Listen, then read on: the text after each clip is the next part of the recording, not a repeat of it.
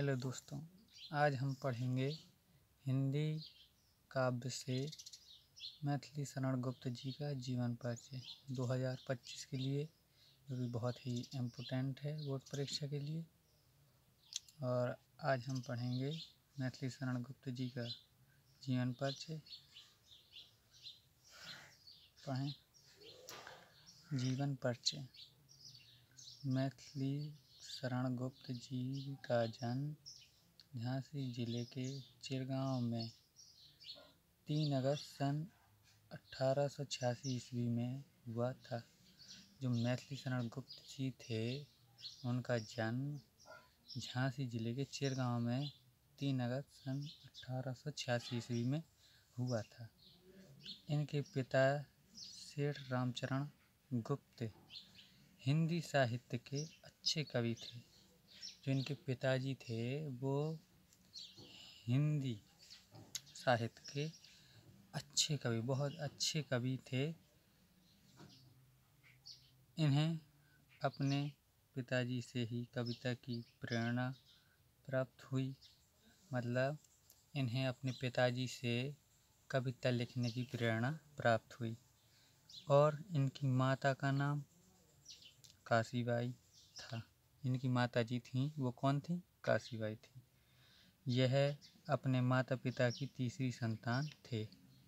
कौन? गुप्त जी।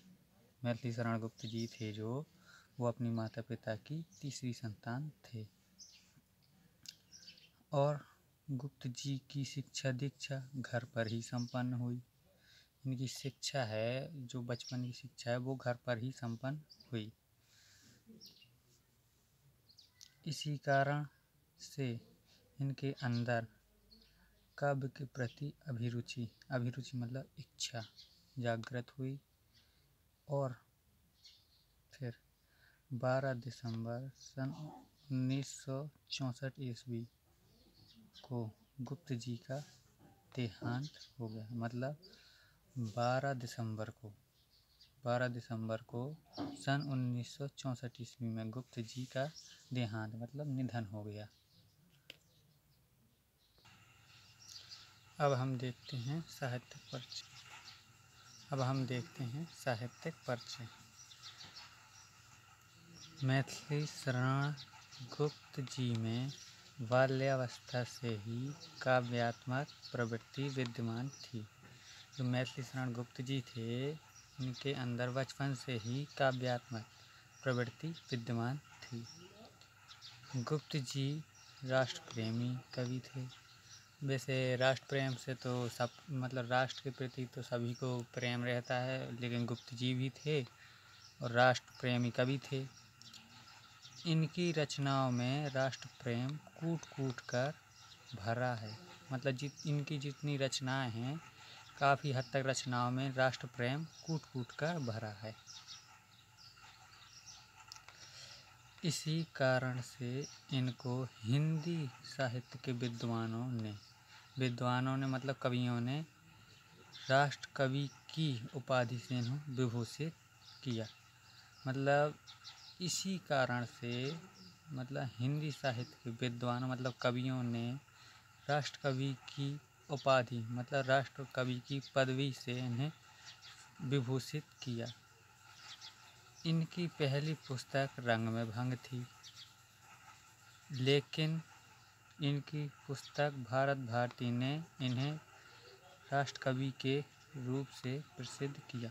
मतलब जो इनकी पहली पुस्तक थी रंग में भंग, तो इससे उनको कुछ ज़्यादा मतलब वो नहीं मिली पहचान।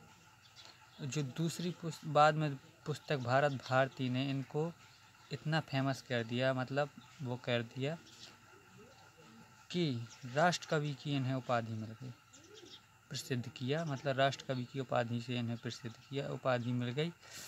इन्हें द्विवेदी युग का सबसे अधिक लोकप्रिय कवि माना जाता है। मतलब जो द्विवेदी युग है, इन्हें उसका सबसे लोकप्रिय मतलब सबसे प्यारा कवि माना जाता है। अब इनकी देखते हैं रचना। तो इनकी रचना एक है भारत भारती, साकेत, अनघ, नहुस, जयद्रथ वध, यशोधरा, पंचवटी, द्वापर, आदि। आदि मतलब और भी हैं। जैसे आप अगर आप चाहें तो ऐसे भी याद कर सकते हैं, लेकिन अगर इसको याद करने के लिए अगर ट्रक है तो छोटी सी ट्रक भी है। भाषा, अनज या पंचद्वा, या पंचद्वा कह दो या फिर द्वाय पंच, दोनों का मतलब जैसे आपको सुविधा हो, द्वाय पंच कर दो चाहे या पंचद्वा कर दो। तो देखो भाषा भा से हो गया भारत भारती, सा से हो गया साकेत, आ से हो गया अनग, ना से हो गया नहुस, जा से हो गया जयद्रथ वध, या पंच, या से हो गया यशोधरा, पंच से हो गया पंचवटी, द्वा से हो गया द्वापर, आदि इनकी प्रमुख रचनाएं हैं। तो वीडियो आपको कैसा लगा ज़रूर बताइए कमेंट करके। और बस तब तक के लिए धन्यवाद।